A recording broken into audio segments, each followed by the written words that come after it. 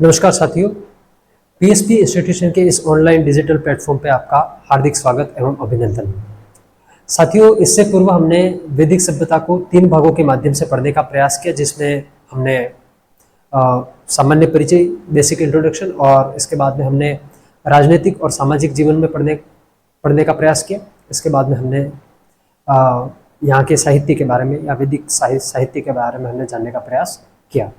साथियों, आज की इस अंतिम कक्षा में, वैदिक सभ्यता की अंतिम कक्षा में, हम वर्ण व्यवस्था के बारे में देखेंगे। यहाँ की जो धार्मिक स्थिति है इसके बारे में पढ़ने का प्रयास करेंगे, और धार्मिक स्थिति के तहत जो महत्वपूर्ण देवता जिनका जिक्र बार बार वैदिक साहित्य के अंतर्गत किया गया था, उन सभी के बारे में हम लोग जानने का प्रयास करेंगे। ठीक है साथियों, आगे बढ़ते हैं।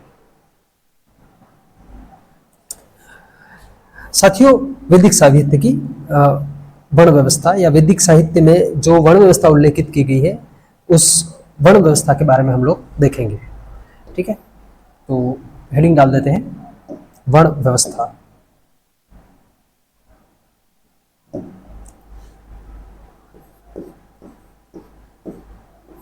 वर्ण व्यवस्था, ठीक है। वर्ण व्यवस्था से संबंध में जितने भी महत्वपूर्ण तथ्य होंगे, उन सभी तथ्यों को आपको विधिवत रूप से बिल्कुल कंसिस्टेंसी के साथ अपनी नोटबुक के अंदर मेंशन करते रहना है साथियों, क्योंकि जहाँ जहाँ पर भी क्वेश्चन बनने की संभावना रहेगी वो मैं आपको प्रॉपरली बताता रहूँगा। तो आप इसे देखते रहिए और साथ साथ इसे मेंशन भी करते रहिए, है ना।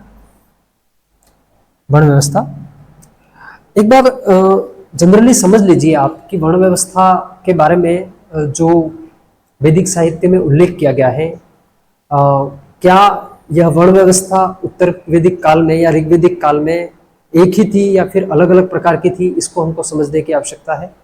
तो साथियों, अगर ऋग्वैदिक काल की बात करें तो मैं इससे पहले वाली जो क्लासें थी इसमें आपको बिल्कुल प्रॉपरली बता चुका हूँ कि जो वर्ण व्यवस्था है वो ऋग्वैदिक काल में कर्म पर आधारित है। कर्म पर आधारित है, इसका मतलब जिसका जैसा कर्म है वैसा उसका वर्ण है। जैसे मैंने बताया कि मेरा कर्म जो है वो अध्ययन और अध्यापन करवाना है, तो मेरा वर्ण क्या है? ब्राह्मण वर्ण है। आप में से कोई ऐसा व्यक्ति होगा जिसमें से किसी का वर्ण कर्म व्यापार करना है, तो वो व्यापारी है, इसका मतलब वो वैश्य है। कोई व्यक्ति निम्न वर्ण से बिलोंग करता है लेकिन वो युद्ध और युद्ध संबंधी गतिविधियों में भाग ले रहा है, तो इसका मतलब उसका वर्ण क्षत्रिय है। तो वर्ण की जो परिभाषा है, वर्ण की जो अवधारणा है, वो जन्म पर आधारित नहीं है, वो कर्म पर आधारित है। जैसा इसका कर्म है वैसा उसका वर्ण है। ये सबसे बड़ी बात है। क्यों?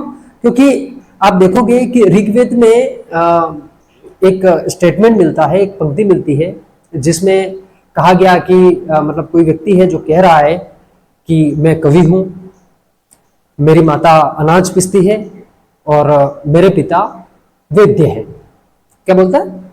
मैं कवि हूं, मेरे पिता वैद्य है और मेरी माता जो है वो अनाज पीसती है। तो इसका अर्थ क्या हो सकता है साथियों? इसका अर्थ केवल एक ही हो सकता है कि एक ही परिवार के 3 लोग अलग अलग काम कर रहे हैं, मतलब उनके वर्ण अलग अलग है। जैसे मैं कवि हूं, इसका मतलब वो कविता पाठ करता है, इसका मतलब वो ब्राह्मण है। मेरी माँ अनाज पीसती है, मतलब वो शूद्र वर्ग का जो काम है, निम्न वर्ग का, है ना, निम्न या दलित वर्ग का जो काम है वो कर रही है, इसका मतलब वो क्या है? शूद्र है। और मेरे पिताजी वैद्य है, वैद्य का मतलब चिकित्सक है, तो उनका जो वर्ण है वो क्या है? उनका वर्ण भी जो है वो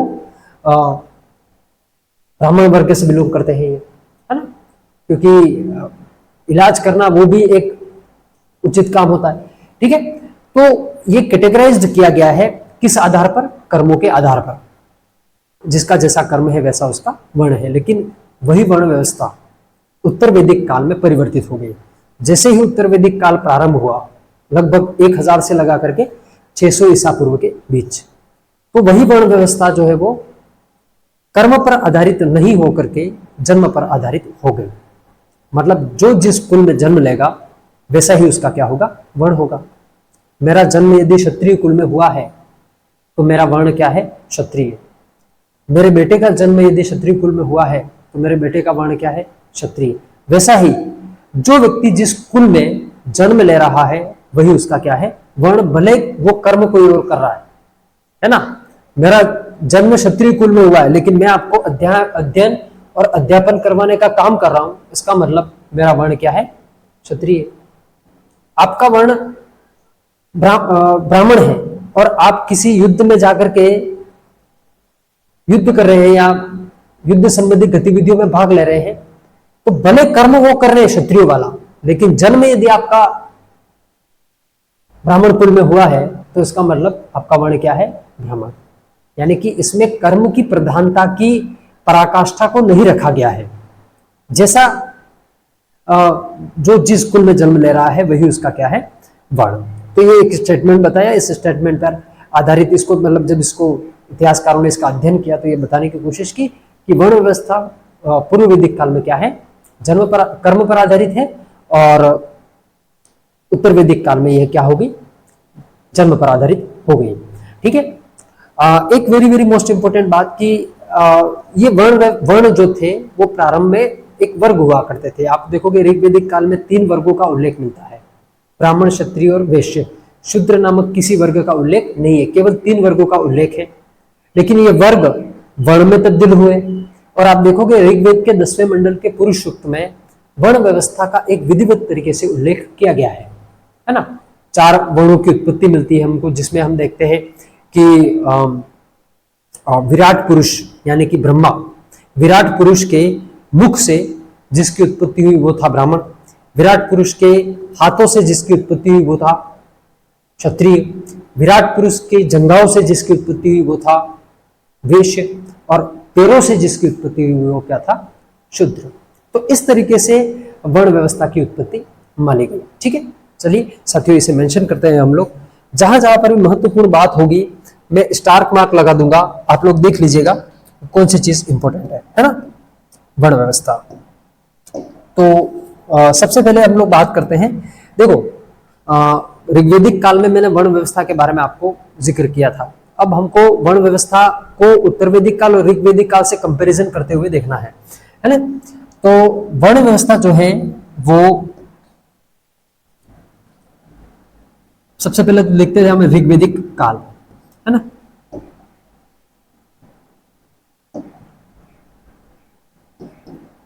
ऋग्वैदिक काल,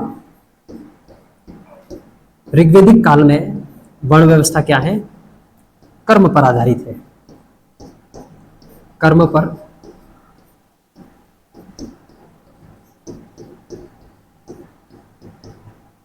आधारित है। ठीक है, बहुत इंपॉर्टेंट बात है, ध्यान रखिएगा साथियों। ऋग्वैदिक काल में जो है वो वर्ण व्यवस्था कर्म पर आधारित है ना। वर्ण व्यवस्था कर्म पर आधारित है, मतलब जिसका जैसा कर्म है वैसा उसका क्या है, वर्ण। लेकिन यही वर्ण व्यवस्था उत्तर वैदिक काल में, यानी ऋग्वैदिक काल की बात करें तो ये समय क्या है, ध्यान में रखिएगा, समय जो है वो इनका 1500 से लगा करके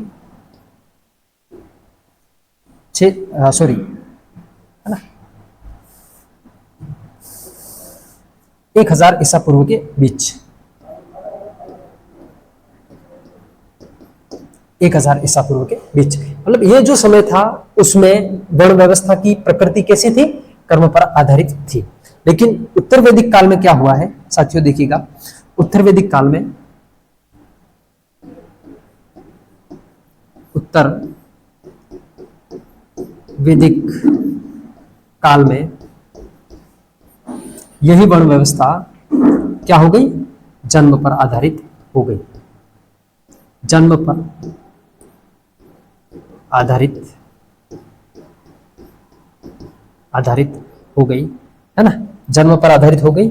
और इसका सबसे प्रमुख कारण क्या है, इसको भी समझने की जरूरत है कि जन्म पर आधारित क्यों हुई है। समय देख लीजिए, 1000 से लगा करके 600 ईसा पूर्व के आसपास ये समय है, जिस समय के दौरान वर्ण व्यवस्था की प्रकृति क्या है, जन्म पर आधारित हो गई है ना। जन्म पर आधारित हुआ, किस तरीके से इसकी उत्पत्ति हुई, इसको समझने से पहले देख लीजिएगा साथियों कि मैंने कहा उत्तर वैदिक काल का जो धार्मिक जीवन है और उत्तर वैदिक काल का जो सामाजिक जीवन है वो पूर्ण रूप से दूषित हो गया है। यहाँ पर धार्मिक आडंबर बढ़ चुके हैं, रूढ़िवादी परंपराएं फैल चुकी है देश के अंदर, है ना। जिस क्षेत्र में वैदिक सिविलाइजेशन का विकास हुआ वहां पर आध्यात्मिक असंतोष है लोगों के अंदर। दूसरी बात कि ऐसा कहते हैं कि रूढ़िवादी परंपराओं के साथ में कुरीतियां समाज के अंदर फैल गई है ना। सती प्रथा आ गई है समाज में, बाल विवाह प्रथा जो है उसका प्रचलन शुरू हो गया है समाज में। तो जब इस तरीके से यज्ञ संबंधी विधि विधान हो रहे हैं, है ना, धार्मिक कर्मकांड बढ़ रहे हैं, है ना, तीन वेदों की उत्पत्ति, जो हम लोग तीन वेदों की बात करते हैं कि जादू हो रहा है, मंत्र हो रहा है, टोना हो रहा है, टोटका हो रहा है समाज के अंदर, है ना। तो आप देखिएगा जैसे समाज में ऐसी स्थितियां होगी तो वहां पर आप वहां के वर्ण की स्थिति कैसी रही होगी आप सोचिएगा। यही कारण है कि वर्ण व्यवस्था जो है वो क्या है, जन्म पर आधारित है ना, जन्म पर आधारित है। तो ये इसका सबसे बड़ा कारण है। तो उत्तर वैदिक काल में वर्ण व्यवस्था जो है वो जन्म पर आधारित हो गई है और वर्ण व्यवस्था की जो उत्पत्ति है उसका जो उल्लेख है वो कहां पर किया गया है, तो ध्यान में रखिएगा कहां पर किया गया है।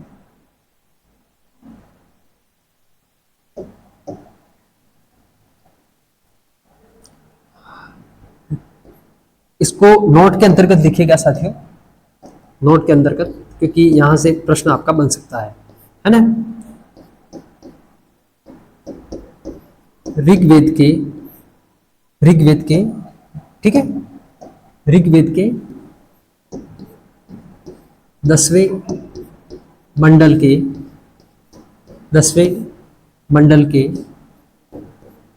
ऋग्वेद के 10वें मंडल के पुरुष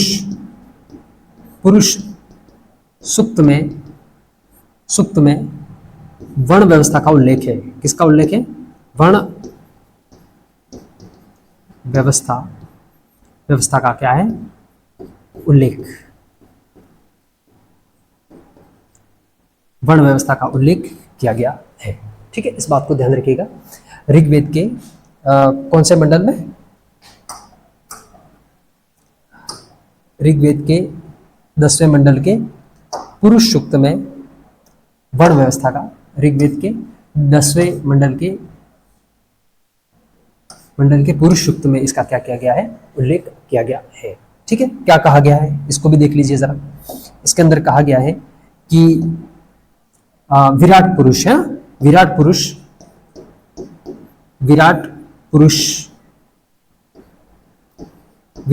पुरुष अर्थात कोष्टक में लिख देना ब्रह्मा है ना। विराट पुरुष के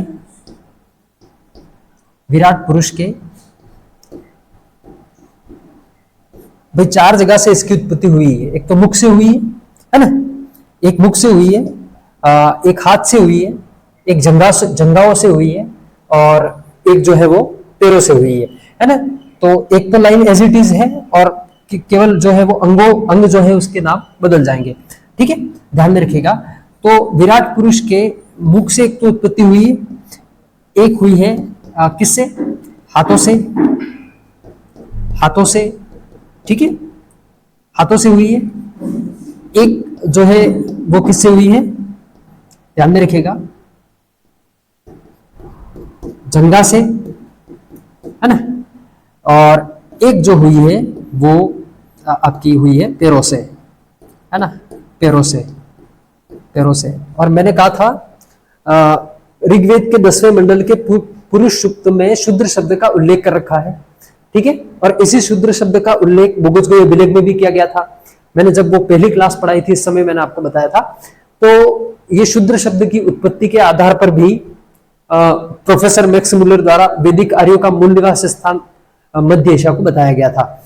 ठीक है, तो इसको जो आप देखोगे तो पता चलेगा कि किससे किसकी उत्पत्ति हुई। तो विराट पुरुष के मुख से जिसकी उत्पत्ति हुई है वो है ब्राह्मण। कौन है, ब्राह्मण। हाथों से जिसकी उत्पत्ति हुई है वो क्या है, क्षत्रिय। क्या है? क्षत्रिय। ध्यान में रखिएगा, क्षत्रिय। जंगा से जिसकी उत्पत्ति हुई है वो कौन है? वैश्य। जंगाओं से जिसकी उत्पत्ति हुई वो क्या है? वैश्य। और पैरों से जिसकी उत्पत्ति हुई है वो है शूद्र। पैरों से जिसकी उत्पत्ति हुई है वो शूद्र है, ध्यान में रखिएगा। और शूद्र बहुत ही निम्न कैटेगरी का वर्ण है, बहुत ही नीची कैटेगरी का वर्ण है, और समाज में जो इसकी स्थिति थी वो बहुत ज्यादा खराब थी। ठीक है, क्योंकि आप देखोगे कि ऋग्वैदिक काल में शूद्रों का उपनयन संस्कार करवाया जा रहा था, यज्ञोपवीत संस्कार करवाया जा रहा था, लेकिन इन्हीं शूद्रों का उत्तरवैदिक काल के दौरान उपनयन संस्कार करवाना बंद कर दिया गया। ठीक है, इस बात को ध्यान रखिएगा कि जो है वो शूद्रों का उपनयन संस्कार नहीं करवाया जाता था। इसको भी नोट के अंतर्गत मेंशन कीजिएगा, क्योंकि वर्ण व्यवस्था में जो महत्वपूर्ण बातें थी वो यही थी, है ना। नोट के अंतर्गत मेंशन कीजिएगा इसे और लिखिएगा इसे कि उत्तर वैदिक काल के दौरान, है ना, उत्तर वैदिक काल के दौरान, या फिर इसको एक ब्लॉक के अंतर्गत लिख लीजिए तो अच्छा सा पता चल जाएगा आपको, है ना।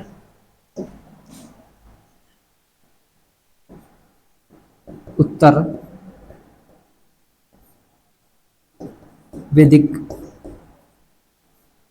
काल के दौरान, काल के दौरान शूद्रों का उपनयन संस्कार।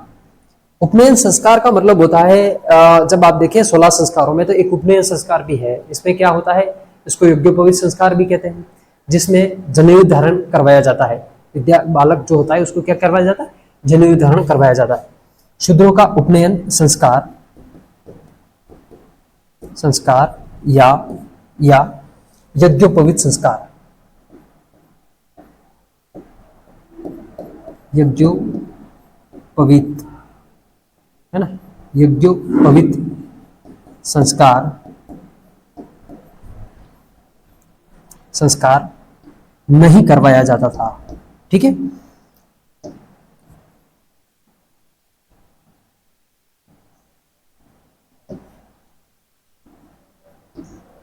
नहीं करवाया जाता था, नहीं करवाया जाता था। इस बात को ध्यान रखिएगा साथियों, है ना, कि जो उत्तर वैदिक काल था उस काल के दौरान शूद्रों का उपनयन संस्कार नहीं करवाया जाता था। तो अब तक मैंने आपको वर्ण व्यवस्था की जो बेसिक जानकारी थी वो आपको मैंने बताने की कोशिश की। इससे आगे बढ़ते हैं साथियों, इससे आगे बढ़ते हैं और यहाँ पर हम देखते हैं वैदिक सभ्यता का धार्मिक जीवन। क्या देखेंगे? वैदिक सभ्यता का धार्मिक जीवन। लिखते रहिएगा साथ, जहां पर भी इंपॉर्टेंट लगे। ये अंतिम क्लास है और मैंने बताया था कि इसमें जो कुछ बची कुछ चीजें हैं इसके बारे में देखेंगे, और इसके बाद में हम लोग जो महत्वपूर्ण तथ्य है वैदिक सभ्यता के बारे में, जहां से एग्जामिनेशन में क्वेश्चन पुटअप होने की संभावना है, उसके बारे में हम लोग देखने का प्रयास करेंगे। तो ये अंतिम पोर्शन है वैदिक सभ्यता का धार्मिक जीवन, और ये बहुत ही महत्वपूर्ण पोर्शन माना जाता है साथियों। ठीक है, ध्यान रखिएगा इसे।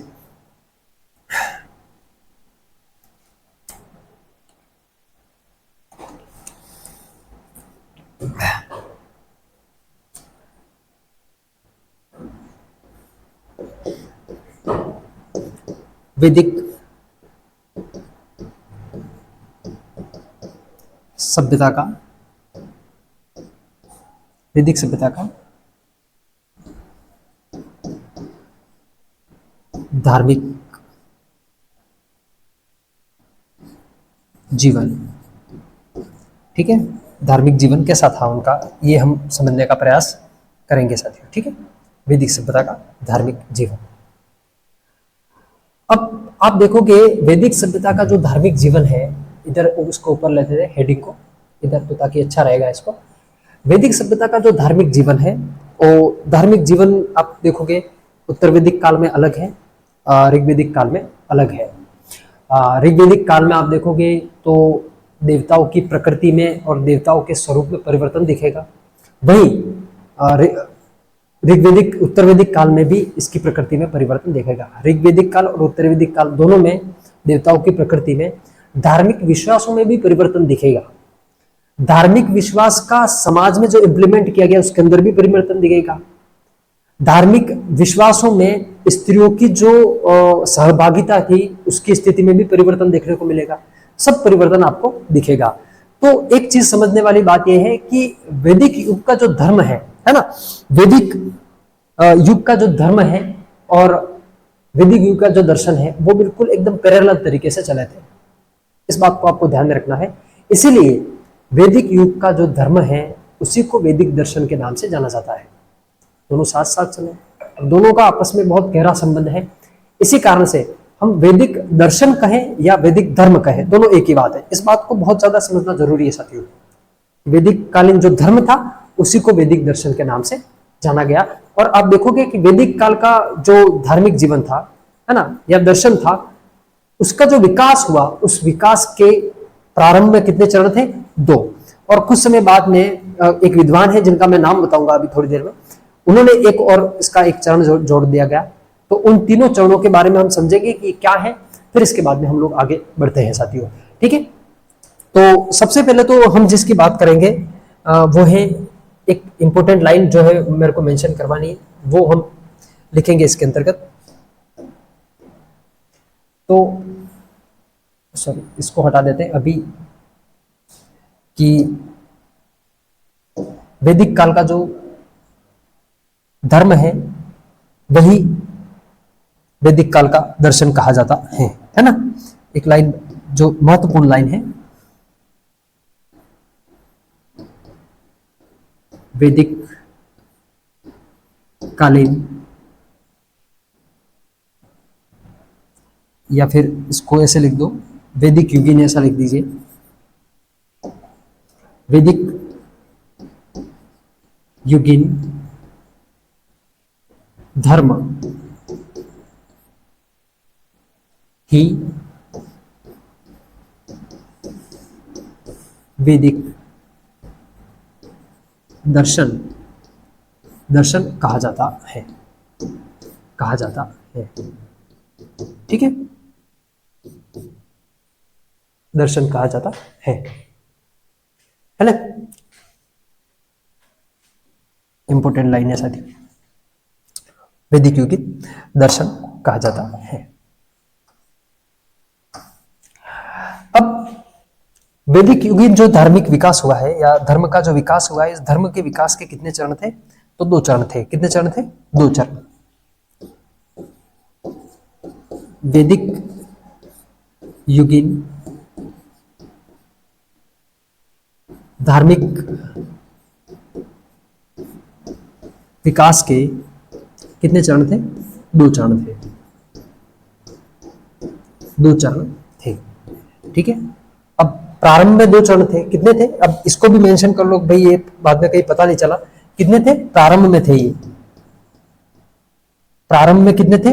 2 चरण थे। फिर बाद में एक और था जोड़ा गया, जो किसी विद्वान का मैं नाम लूंगा अभी, मैं नाम भी सुना है आपने, पर थोड़ी देर बाद मैं बताऊंगा इसके अंदर कि उसने ये जो तीसरा चरण जोड़ा वो आखिर क्यों जोड़ा और वो क्या कॉन्सेप्ट था उसके अंतर्गत, है ना। उसे हम लोगों को समझने का प्रयास करना पड़ेगा, ठीक है।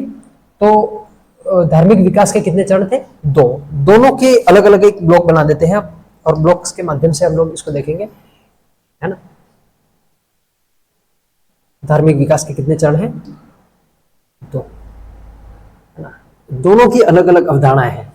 एक तो है आपका, एक कौन सा है? बहुदेववाद, है ना, बहुदेववाद। और एक जो है वो आपका एकेश्वरवाद, है ना, एकेश्वरवाद।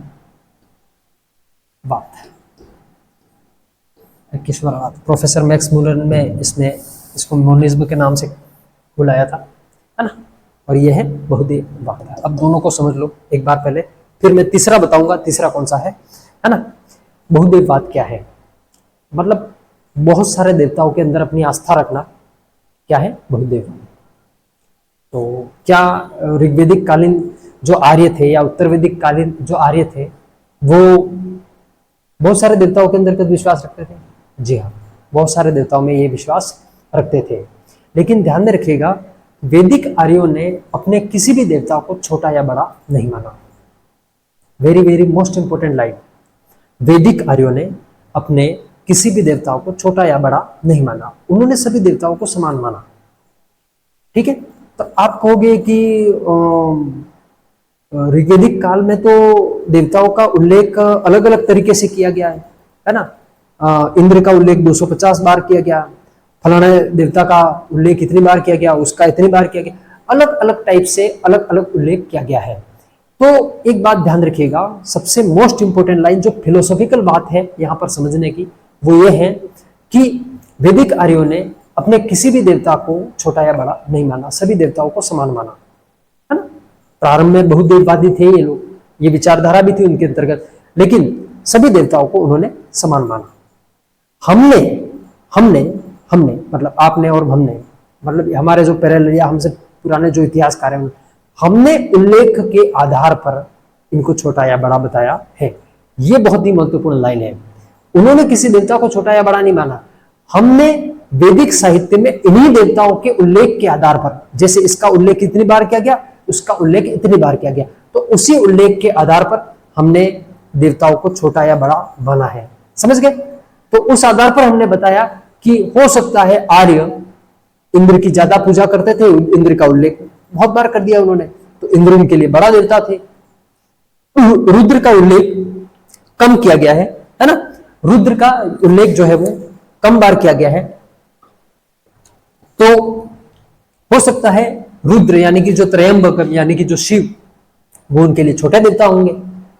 वरुण का उल्लेख ज्यादा बार किया गया, वरुण बड़े देवता। तो इस आधार पर हमने ये डिस्क्राइब करने की कोशिश की, हमने ये विश्लेषण निकाला कि हो सकता है आर्यों के देवता इस तरीके से छोटे या बड़े या ऊपर से नीचे की क्रम की ओर होंगे, लेकिन उन्होंने किसी देवता को छोटा या बड़ा नहीं माना। दैट इज कॉल्ड बहुदेववाद। ये क्या है? बहुदेववाद की अवधारणा। तो इसे आप लोग मेंशन करिएगा, बहुत ही महत्वपूर्ण लाइन है साथियों। क्या है? तो मेंशन कीजिएगा।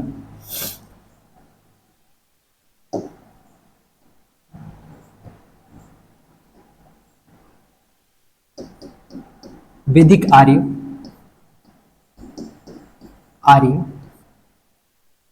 है ना, प्रारंभ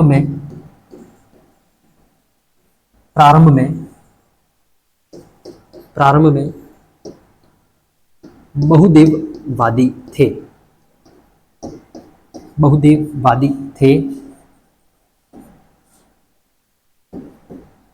उन्होंने ना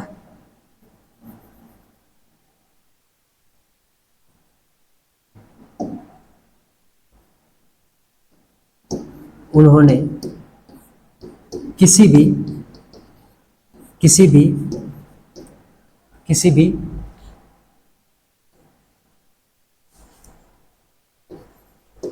देवता को छोटा या बड़ा नहीं माना,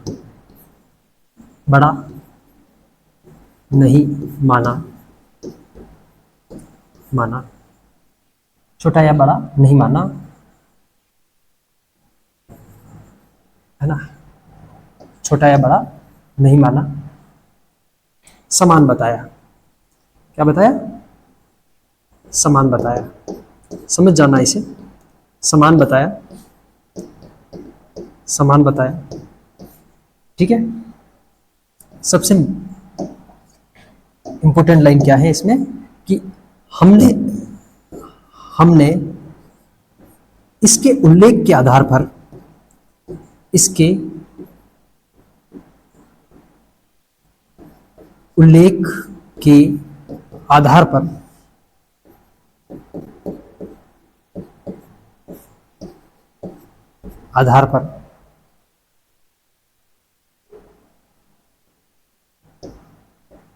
छोटा या बड़ा माना। ठीक है, तो ये क्या है, ये जो अवधारणा है वो क्या है, बहुदेववाद मानी जाती है। ठीक है, इसका ब्लॉग बना दो वापस। तो ये जो है वो इसका जो है मतलब विचारधारा है एक प्रकार की, जिसको बहुदेववाद के नाम से जाना जाता है, कि वैदिक आर्य प्रारंभ में क्या थे, बहुदेववादी थे, और इन्होंने किसी भी देवता को छोटा या बड़ा नहीं माना, है ना, सबको समान बताया। हमने इसके उल्लेख के आधार पर इसको छोटा या बड़ा माना है। ठीक है, दूसरी है एकेश्वरवाद। एकेश्वरवाद का मतलब होता है कि एक ईश्वर की ओर चिंतन प्रारंभ कर देना। तो हम कहते हैं कि यार ऋग्वेदिक आर्य प्रारंभ में बहुदेववादी थे, क्या उन्होंने एक ईश्वर की ओर चिंतन प्रारंभ कर दिया था? जी हाँ, बिल्कुल कर दिया था उन्होंने। वो इसलिए क्योंकि ऋग्वेद में एक पंक्ति मिलती है जिसका नाम है एक सदम विप्रा बहुधा वदंती। क्या नाम है उस पंक्ति का? एक सदम विप्रा बहुधा वदंती। और इस पंक्ति के अंदर जो उल्लेख किया गया है, मतलब जो पंक्ति जो है वो ऐसा कहना का रिप्रेजेंट कर रही है कि ऋग्वेदिक आर्यों ने या वैदिक आर्यों ने एकेश्वरवाद की तरफ अपना चिंतन जो है वो प्रारंभ कर दिया था। ठीक है, तो ये एक कॉन्सेप्ट है, ये टर्मोलॉजी ध्यान रखिएगा। ये एकेश्वरवाद, इसके बाद में बहुदेववाद, इसके बाद में इसके बीच में एक और चीज आएगी जिसका नाम है हिनोथिज्म, इसके बाद में सर्वेश्वरवाद, कुटस्थवाद, ये टर्मोलॉजी, और ये टर्मोलॉजी से लेकर के सवाल आपके बन सकते हैं, ध्यान रखिएगा, है ना। तो ये क्या कह रहा है इसको देख लीजिए।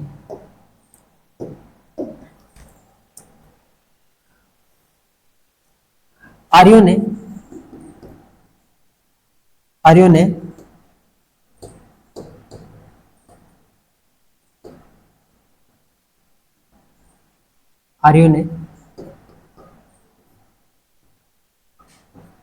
ने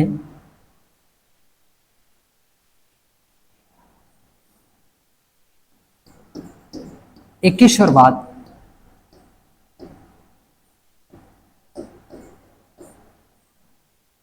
की ओर और चिंतन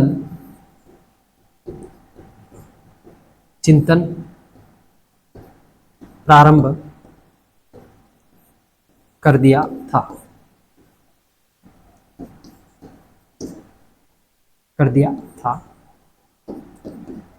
एकेश्वरवाद की ओर इन्होंने क्या कर दिया था? चिंतन प्रारंभ कर दिया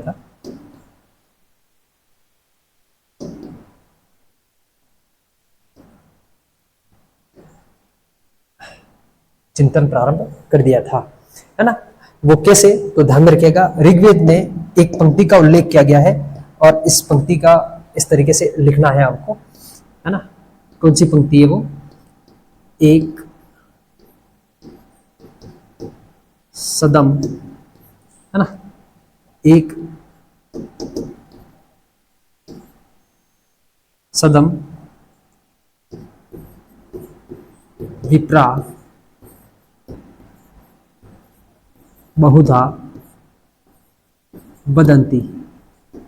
मतलब ये पंक्ति क्या रिप्रेजेंट कर रही है?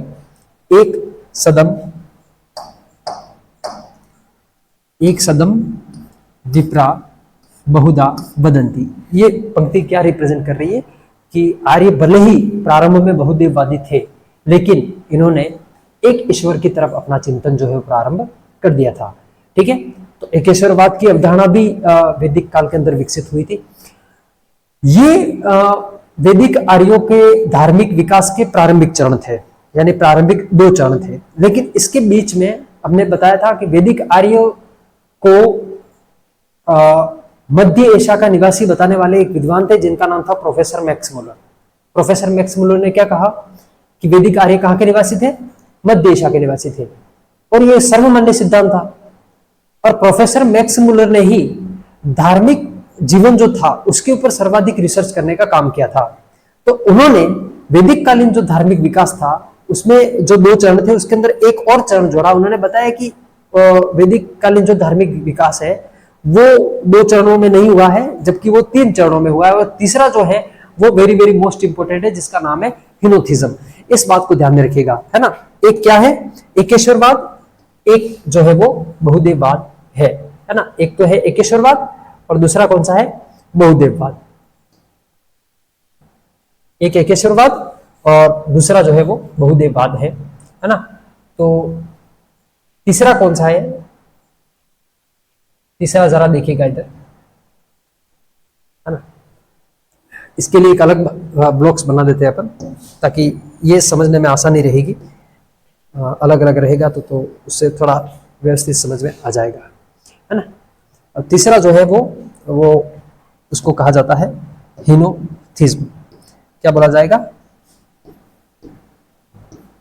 हीनोथिज्म।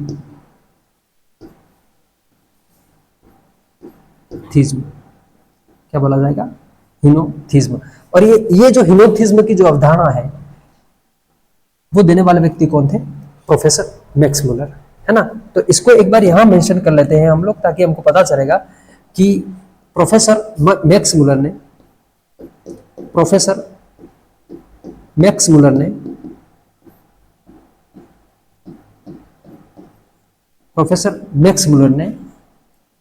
धार्मिक विकास के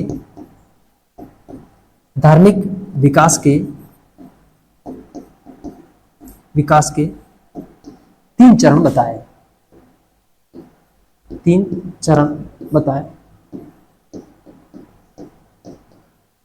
चरण बताए। प्रोफेसर मैक्स मुलर ने धार्मिक विकास के कितने चरण बताए, 3 चरण बताए, है ना। 3 चरण बताए भाई साहब। तीसरा तो बता दिया आपने, हीनोथिज्म। 2 कौन है, तो 2 यही है, एक तो है बहुदेववाद, एक है एकेश्वरवाद। बहुदेववाद और एकेश्वरवाद के बीच में एक नई प्रकार की अवधारणा विकसित हुई है जिसका नाम है हीनोथिज्म। अब इस हीनोथिज्म को समझना बहुत ज्यादा जरूरी है साथियों, है ना। हीनोथिज्म को समझना बहुत ज्यादा जरूरी है। क्या कहता है हीनोथिज्म, तो ध्यान में रखना, हीनोथिज्म ये कहता है कि आर्य भले बहुदेववादी थे, आर्य भले एकेश्वरवादी थे, लेकिन आर्य जो है वो अवसर विशेष के अनुसार अपने देवताओं को छोटा या बड़ा मानते थे, है ना। आर्य जो है वो अवसर विशेष के अनुसार किसी देवता को प्रधान बना देते या प्रमुख बना देते। तो ये क्या है, ये जो अवधारणा है वो क्या है, हीनोथिज्म। जैसे अवसरवादी, इसको क्या बोला गया, अवसरवादी एकेश्वरवाद भी कहा गया। क्यों, क्योंकि आप देखोगे कि बहुत से सारे देवताओं को मान रहे, और फिर ऐसी स्थिति में अवसर विशेष के अनुसार किसी देवता को छोटा या बड़ा मान लेना, how can is that possible. और इसको कहा गया हीनोथिज्म। जैसे मैं एग्जांपल देता हूं, हमारे समाज में क्या ऐसा होता है ना। हमारे समाज में हम क्या ऐसे कॉन्सेप्ट्स को या ऐसी अवधारणाओं को समझ नहीं पाते हैं, और हमारे इर्द गिर्द ये सभी घटनाएं हो रही होती है, फिर भी हम इसे समझ नहीं पाते। तो अवसर में कैसे, जैसे अभी थोड़े दिन पहले नवरात्रि का फेस्टिवल गया, तो उसमें हमने माँ दुर्गा को प्रधान मान लिया। दूसरे देवता गौण हो गए, ये प्रधान हो गए, है ना। इससे पहले गणेश जी का उत्सव था, तो गणेश जी के उत्सव में हमने गणपति को विशेष मान लिया, बाकी सारे देवता गौण हो गए। अब आने वाले समय में दीपावली होगी, तो हम भगवान श्री राम को प्रमुख मान लेंगे, बाकी सारे गौण हो जाएंगे। लक्ष्मी पूजन होगा तो लक्ष्मी को हम प्रधान मान लेंगे, बाकी सारे गौण हो जाएंगे। इसके बाद में होलिका आएगी, होलिका त्योहार आएगा, तो होलिका के अवसर पर होलिका को प्रधान मान लेंगे। ऐसे ऐसे बहुत सारे देवता होंगे जिनको अवसर विशेष के अनुसार हम लोग प्रधान मानते हैं। रामनवमी के दिन राम को मान लिया, है ना। हनुमान जयंती के दिन हनुमान जी को अपने प्रमुख मान लिया। तो इस प्रकार से पूरे देश में अवसर विशेष के अनुसार किसी देवता को प्रधान बनाना या प्रमुख बनाना और अन्य देवताओं को गौण मान लेना ही हीनोथिज्म की अवधारणा मानी जाएगी। ठीक है साथियों, तो इस बात को आपको विशेष रूप से ध्यान में रखना है। और ये जो हीनोथिज्म की अवधारणा है, ये तीसरी अवधारणा है, और ये देने वाला व्यक्ति कौन है, प्रोफेसर मैक्स मुलर, है ना। तो इधर लिखिएगा, अवसर विशेष के अनुसार, अवसर विशेष के अनुसार, अवसर विशेष के अनुसार किसी देवता को किसी देवता को प्रधान या प्रमुख, एग्जाम्पल हम नहीं लिखेंगे साथियों, प्रमुख बनाना, बस ये क्या है, ये है हिनोथिज्म। और ये अवधारणा देने वाला व्यक्ति कौन है? प्रोफेसर मैक्स मुलर, है ना। धार्मिक विकास के 3 चरणों में तीसरा चरण कौन सा बताया? हिनोथिज्म। अवसर विशेष के अनुसार किसी देवता को प्रधान या प्रमुख बनाना, है ना।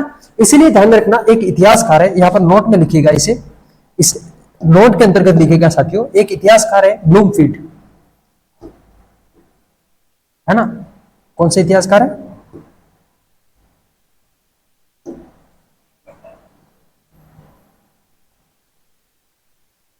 एक इतिहासकार है जिनका नाम है ब्लूमफील्ड। अरे ये क्या हो रहा है भाई, कोई बात, थोड़ा सा टेक्निकल एरर है, इधर आ जाइए वापस, है ना। ब्लूमफील्ड, अब ये ब्लूमफील्ड इस हिनोथिज्म के बारे में क्या कहते हैं? ये क्या है? अवसरवादी एकेश्वरवाद है, अवसरवादी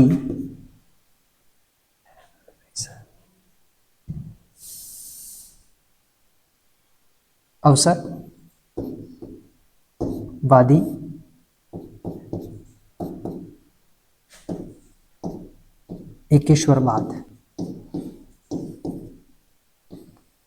इतिहासकार ब्लूमफील्ड ने इस हिनोथिज्म की अवधारणा को अवसरवादी एकेश्वरवाद के नाम से जाना है, ठीक है। तो ये वैदिक कालीन जो धार्मिक जीवन था, जिसको हमने कहा था कि वैदिक कालीन धर्म और वैदिक कालीन जो है वो दर्शन, वो एक मतलब समानांतर रूप से चले हैं,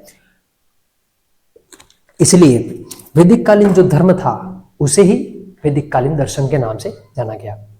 तो ये वैदिक एज से या वैदिक सिविलाइजेशन के संबंध में जो धार्मिक जीवन था उसमें कुछ फिलोसॉफिकल अवधारणाएं थी, उन फिलोसॉफिकल अवधारणाओं को हमने समझने का प्रयास किया, है ना। इन फिलोसॉफिकल अवधारणाओं के माध्यम से हमने ये देखने की कोशिश की कि यहाँ पर ये जो धार्मिक विकास हुआ है वो धार्मिक किस तरीके से हुआ है, धार्मिक विकास किस तरीके से हुआ है। एक बात ध्यान रखिएगा साथियों कि धार्मिक जीवन में हम कुछ देवताओं को बारे में पढ़ते हैं, है ना। तो एक बात यूनिवर्सल जो हमारे सामने आती है वो ये आती है कि वैदिक जो आर्य जो थे उन्होंने एकेश्वरवाद को अपनाया, उन्होंने बहुदेववाद को अपनाया, उन्होंने हिनोथिज्म को अपनाया। अगर प्रोफेसर मैक्स मुलर की बात को यदि मान भी लिया जाए तो हम ये भी सोच ले कि इन्होंने हिनोथिज्म की अवधारणाओं को अपनाया। पर देवताओं की मानने की प्रकृति क्या थी, किसी देवता को फॉलो करने की जो प्रकृति थी वो क्या थी, है ना। तो ऐसा कहा जाता है कि या तो उन्होंने किसी देवता से डर करके फिर उसको फॉलो करना शुरू कर दिया, है ना, या फिर वो किसी देवता की रेस्पेक्ट करते थे तो उन्होंने उसको फॉलो करना शुरू कर दिया। तो डर करके या रेस्पेक्ट के कारण उन्होंने देवी और देवताओं का देवीकरण करना शुरू कर दिया। यह सबसे महत्वपूर्ण बात थी साथियों, किसी से डर करके या फिर किसी के कर्म को देख करके या फिर किसी को रेस्पेक्ट देने के कारण इन सभी अवधारणाओं को मिक्स करते हुए उन्होंने या वैदिक आर्यों ने, मैं जिसकी बात कर रहा हूं वैदिक आर्यों ने उसका देवीकरण करना शुरू कर दिया। ध्यान में रखिएगा, मैंने कहा था ये वेदों के 2 भाष्यकार थे, 2 भाष्यकार के मैंने नाम बताए, जिसमें सबसे पहले का नाम बताया था मैंने यास्क और दूसरे का नाम बताया था सायण, है ना। यास्क और सायण को वेदों का भाष्यकार कहा जाता है। और इसी यास्क के द्वारा ये जो यास्क जो व्यक्ति है इसके द्वारा स्थान विशेष के आधार पर, मतलब स्थान विशेष और स्थान की प्रकृति के आधार पर उसने देवताओं का विभाजन किया, है ना।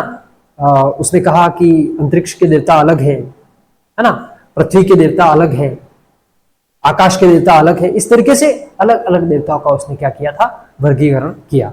तो देवताओं का देवीकरण किस प्रकार किया, तो आर्यों ने देवताओं के कर्मों के आधार पर, देवताओं के जो है वो प्रकृति के आधार पर और किसी देवता से डर करके या डर से बचने के लिए देवी देवताओं का जो है वो देवीकरण करना शुरू कर दिया था। ठीक है, तो यहाँ पर ये समझने वाली बात थी, केवल यहाँ पर कोई मेंशन करने लायक बात नहीं है, लेकिन यास्क ने जो है वो स्थान विशेष के आधार पर देवताओं का वर्गीकरण किया है और उसे हमें समझना ज्यादा जरूरी है। ठीक है, तो इसे हम यहां मेंशन करते हैं। इधर आ जाइएगा, इधर आ जाएगा, इधर एक लाइन मेंशन कीजिए और लिखेगा, इंपॉर्टेंट लाइन है, यास्क ने है ना, इधर डैश कर देता हूं, स्थान विशेष के आधार पर, स्थान विशेष के आधार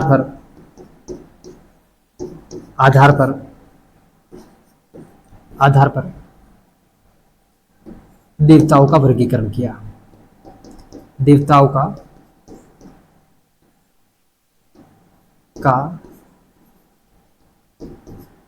वर्गीकरण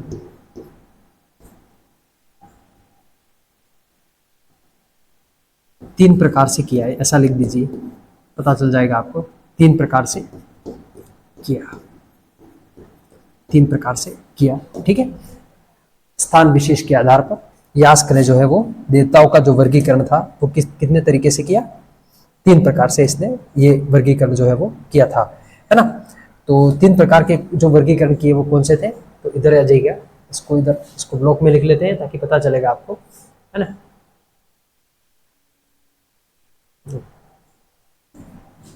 ऊपर ले लें इसको, इतना ऊपर ले लेते हैं।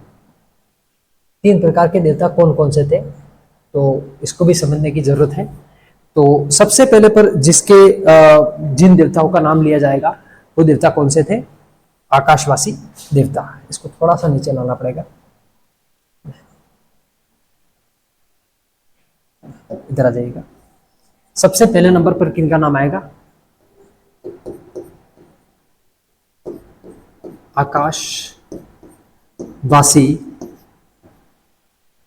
आकाशवासी देवता।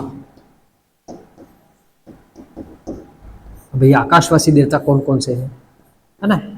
अभी भी इसका विभाजन भी किसने किया है, यास्क ने किया है, और किस आधार पर किया है, तो ध्यान में रखिएगा, स्थान विशेष के आधार पर। मतलब भाई स्थान विशेष मतलब आकाश में कौन से देवता निवास करते हैं और पृथ्वी पे कौन से निवास करते हैं, अंतरिक्ष में कौन से निवास करते हैं। तो तीन प्रकार से किया। सबसे पहले नंबर पर जिसका नाम है वो क्या है, आकाशवासी देवता। तो आकाशवासी देवताओं में कुछ प्रमुख देवताओं के नाम हमको हमारे सामने आते हैं, ध्यान में रखिएगा। एक वरुण है, घोष है, मित्र है, इसके बाद में उषा है, अदिति है ना, सावित्र है। ये इत्यादि जो देवता थे उन सभी देवताओं को आकाशवासी देवताओं के नाम से जाना गया। ठीक है, तो इधर मेंशन कीजिए आप लोग, वरुण है ना, मित्र, कोमा करते हुए लिखेगा, मित्र, घोष, है ना, वरुण, मित्र, घोष। कुछ नाम ऐसे भी हैं जो थोड़े से कॉम्प्लिकेटेड है, ध्यान रखिएगा। वरुण, मित्र, घोष, सूर्य,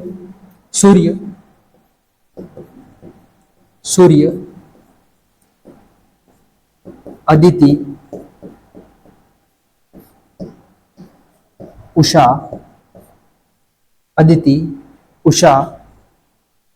इसके बाद में सावित्र, है ना। कॉम्प्लिकेटेड नाम है, मैं बता रहा हूं आपको। क्या नाम है, सावित्र,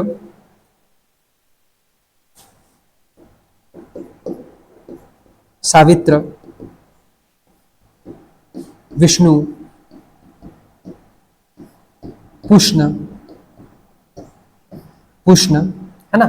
सावित्री, विष्णु, पुष्ण, और कौन से बच गए, अश्विन। ध्यान रखिएगा, महत्वपूर्ण है अश्विन।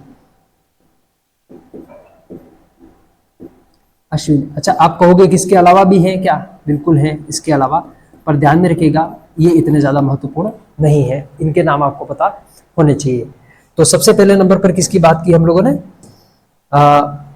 आकाशवासी देवताओं की। आकाशवासी देवताओं में कुछ महत्वपूर्ण देवताओं के हमारे सामने नाम आते हैं। वो नाम है वरुण, वरुण है ना, वरुण ध्यान में रखिएगा। इसको थोड़ा सा, वरुण है, मित्र है, घोष है, सूर्य है, अदिति है, उषा है, सावित्र है, विष्णु, पुष्ण और अश्विन जो है वो आकाशवासी देवताओं के नाम से जाने जाते हैं। अगला कौन है? तो अगला जो है वो अंतरिक्षवासी देवता है। कौन से? अंतरिक्षवासी देवता। उसी सही में लिखते हैं।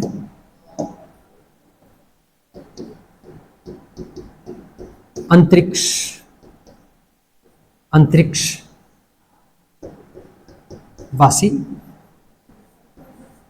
देवता, अंतरिक्षवासी देवता। ठीक है, अंतरिक्षवासी देवताओं में कौन कौन से देवताओं के नाम आएंगे? तो बहुत सारे देवता थे जिनको आर्यों ने अंतरिक्षवासी देवता कहा, जैसे इंद्र, रुद्र, है ना। इंद्र सबसे पहले नंबर पर, इंद्र ध्यान में रखिएगा। इंद्र बहुत ही महत्वपूर्ण देवता है ऋग्वेदिक काल के, इनका उल्लेख बहुत बार किया गया है। इंद्र, रुद्र कौन है? रुद्र अपने यही अपने महाकाल, अकाल मृत्यु वो मरे जो काम करे चांडाल का, काल उसका क्या बिगाड़े जो भक्त हो महाकाल का। ठीक है, वही महाकाल, वही शिव, है ना। शिव को त्रयंबकम भी कहा गया है और उनको रुद्र भी कहा गया है। रुद्र बात है ना, आप भी देवता के नाम है ना। बात आप देखोगे कि नाम ऐसे जबरदस्त कैसे हो सकते हैं इनके। बात आप मारुत, पर्जन्य, मारुत, मारुत, अरे भाई साहब क्या हो गया है। आप मारुत, पर्जन्य, पर्जन्य और त्रयंबकम। भाई साहब ये अलग से क्यों लिखा है, ध्यान में रखिएगा। रुद्र है, रुद्र का दूसरा नाम भी त्रयंबकम है। ठीक है, तो ये कौन से देवता हो गए? अंतरिक्षवासी देवता। ठीक है, तो दूसरा विभाजन क्या है? तो आकाशवासी देवता हो गए, अंतरिक्षवासी देवता हो गए, और थर्ड नंबर पर जिसका नाम आएगा वो है पृथ्वीवासी देवता। पृथ्वीवासी देवताओं में कुछ महत्वपूर्ण देवताओं के नाम आएंगे, है ना। तो यहां पर लिख लीजिए इसे भी, पृथ्वीवासी देवता। देवता लिखने की जरूरत नहीं है, इधर ऐसे लिख लेते हैं। पृथ्वीवासी देवताओं में किस किस के नाम आएंगे? तो पृथ्वीवासी देवताओं में अग्नि, बृहस्पति, पृथ्वी, सरस्वती और सोम। अग्नि,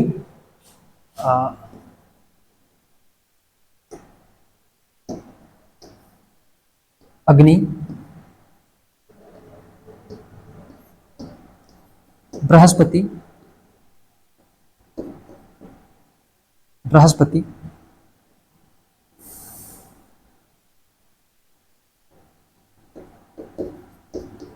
बृहस्पति, पृथ्वी, ठीक है, सरस्वती और सोम। ठीक है, सरस्वती और सोम, सरस्वती और सोम। सोम ध्यान रखिएगा, ऋग्वेद का संपूर्ण 9वां जो मंडल है वो सोम देवताओं को समर्पित किया गया है। और सोम रस जो मुंजवत चोटी में पाई जाने वाली एक औषधि थी, जिसका रस बना करके आर्य जो थे वो उसका जो सेवन करते थे, कुछ लोगों ने उसको सुरा बोल दिया, शराब बोल दिया। शराब नहीं थी वो एक रस था, सोम रस, जिसको पी करके आर्य के जो देवता थे या आर्य थे वो ताजगी का अनुभव करते थे। और ये हिमालय पर्वत की मुंजवत चोटी में यहाँ पाई जाती थी। ये बात मैं पिछली क्लास के अंदर बता चुका हूँ। 3 देवताओं का वर्गीकरण किसने किया था? यास्क द्वारा किया गया था। ध्यान रखिएगा, किसके द्वारा? यास्क द्वारा। आकाशवासी देवता, अंतरिक्षवासी देवता, पृथ्वीवासी देवता, है ना। ये कुछ महत्वपूर्ण देवता है। ध्यान में रखिएगा साथियों कि कुछ महत्वपूर्ण देवता है जिनका उल्लेख हमें करना चाहिए। जैसे इंद्र है, तो इंद्र को वर्षा का देवता कहा गया है। यूनिवर्सल हम लोग जो बात करते हैं उसमें क्या कहते हैं कि इंद्र कौन है भाई? बारिश करने वाले देवता नहीं, बारिश करने वाले देवता हम लोग कहते हैं। वास्तव में ये क्या है? ये वास्तव में युद्ध के देवता है। ये जो प्रॉपर तरीके से तो इनको जो कहा गया है वैदिक साहित्य के अंतर्गत, इनको युद्ध का देवता कहा गया है। और ध्यान में रखिएगा, सबसे मोस्ट इंपोर्टेंट लाइन मैंने एक चीज नहीं बताई थी आपको, और वो ये है कि वैदिक साहित्य में एक पणि करके शब्द आता है। पणि को व्यापारी कहा गया। तो व्यापारी वर्ग के जो लोग थे, जो पणि वर्ग के जो लोग थे, वो इंद्र को देवता नहीं मानते थे। सबसे इंपोर्टेंट लाइन, ये इंद्र को देवता नहीं मानते थे। इंद्र वर्षा का देवता माने जाते हैं, लेकिन वो है नहीं। वे कौन से देवता है? तो युद्ध के देवता है। ठीक है, तो सबसे पहले हम लोग इंद्र की बात करेंगे। इधर आ जाइएगा, जो इंपोर्टेंट बात है उसी को हम लोग पढ़ने की कोशिश करेंगे, है ना। इसको थोड़ा सा ऊपर कर लेते हैं,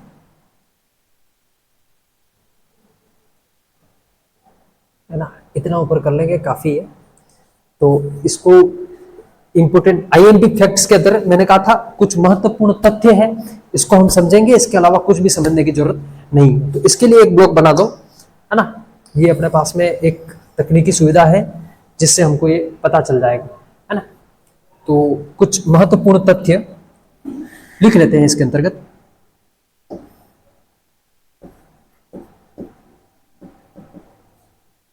महत्वपूर्ण तथ्य, कुछ महत्वपूर्ण तथ्यों को हम लोग शामिल करते हैं इसके अंतर्गत। ठीक है, हाँ। अब इसको जरा देख लीजिएगा कि ये यास्क ने इसका क्या किया है, विभाजन किया है। तो एक एक करके लिखेंगे, है ना। इंद्र जो है,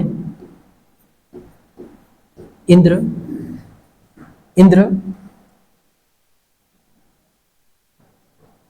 युद्ध के देवता माने जाते हैं। डायरेक्ट हम पॉइंट की ही बात करेंगे। देखो, वर्षा के देवता तो कहा जाता है, लेकिन साहित्य में क्या कहा गया? तो ये क्या है? युद्ध के देवता है।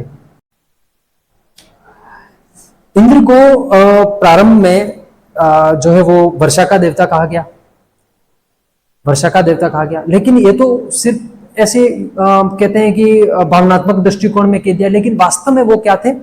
युद्ध के देवता। वास्तव में वो क्या थे? युद्ध के देवता। इंद्र को युद्ध का देवता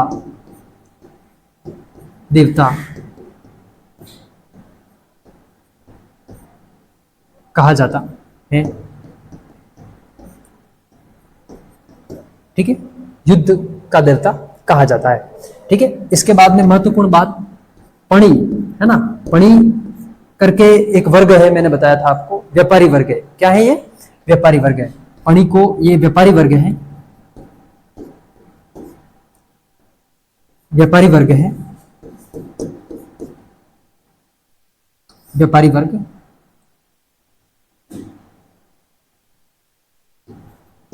इंद्र को देवता नहीं मानते हैं, देवता नहीं मानते हैं।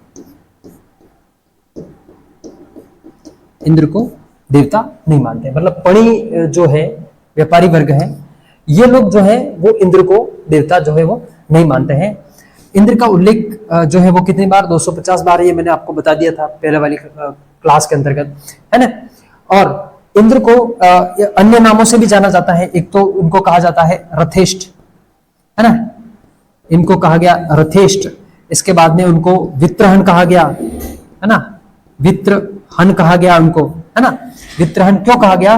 क्योंकि इन्होंने वित्र नामक राक्षस की क्या की है? हत्या। वित्र नामक राक्षस की हत्या के कारण, है ना, हत्या के कारण इनको क्या कहा गया? वित्र। इसके अलावा इनको मध्वा भी कहा जाता है ना, मध्वा भी कहा जाता है, मध्वा, है ना। इधर इसको करेक्शन कीजिएगा, इसको मध्वा भी कहा जाता है। क्यों कहा जाता है? अत्यधिक दान देने के कारण, अत्यधिक दान देने के कारण। ठीक है, मध्वा भी कहा गया क्योंकि इन्होंने क्या दिया था? अत्यधिक दान देने के कारण इनको क्या कहा गया? ये कुछ महत्वपूर्ण बातें थी साथियों। तो आज की कक्षा में हमने वैदिक कालीन धार्मिक जीवन के बारे में देखा। और ये साथियों वैदिक सभ्यता के संबंध में अंतिम क्लास थी। और इसके बाद हम लोग एक नए चैप्टर के साथ में आपके साथ में मिलेंगे। इसका एक बार क्विक रिवीजन हम लोग कर लेते हैं साथियों, है ना। क्विक रिवीजन एक बार देख लेते हैं। वर्ण व्यवस्था के बारे में देखा हमने। ऋग्वैदिक कालीन जो वर्ण व्यवस्था थी वो कर्म पर आधारित थी। किस पर आधारित थी साथियों? कर्म पर आधारित। 1500 से 1000 ईसा पूर्व के बीच। उत्तर वैदिक काल में यही वर्ण व्यवस्था जन्म पर आधारित हो गई। ऋग्वेद के 10वें मंडल के पुरुष सूक्त में वर्ण व्यवस्था का उल्लेख किया गया है। विराट पुरुष के मुख से ब्राह्मण, हाथों से क्षत्रिय, जंघा से वैश्य एवं पैरों से शूद्र की उत्पत्ति मानी गई। उत्तर वैदिक काल के दौरान शूद्रों का उपनयन संस्कार या यज्ञोपवीत संस्कार जो है वो नहीं करवाया जाता था। इससे पहले ये होता था, है ना। इसके बाद में बताया मैंने वैदिक सभ्यता का जो धार्मिक जीवन है या वैदिक जीवन है, उसके अंतर्गत वैदिक युगीन जो धर्म है उसे ही वैदिक दर्शन कहा जाता है। एक बात सबसे महत्वपूर्ण, वैदिक युगीन धार्मिक विकास के 2 चरण हैं। प्रारंभ में कितने चरण थे? 2। एक था बहुदेववाद, दूसरा था एकेश्वरवाद। वैदिक आर्य प्रारंभ में बहुदेववादी थे। इन्होंने किसी भी देवता को छोटा या बड़ा नहीं माना, है ना। हमने इसके उल्लेख के आधार पर इसको छोटा या बड़ा माना है, ठीक है। एकेश्वरवाद, आर्यों ने एकेश्वरवाद की ओर चिंतन प्रारंभ कर दिया था। कैसे?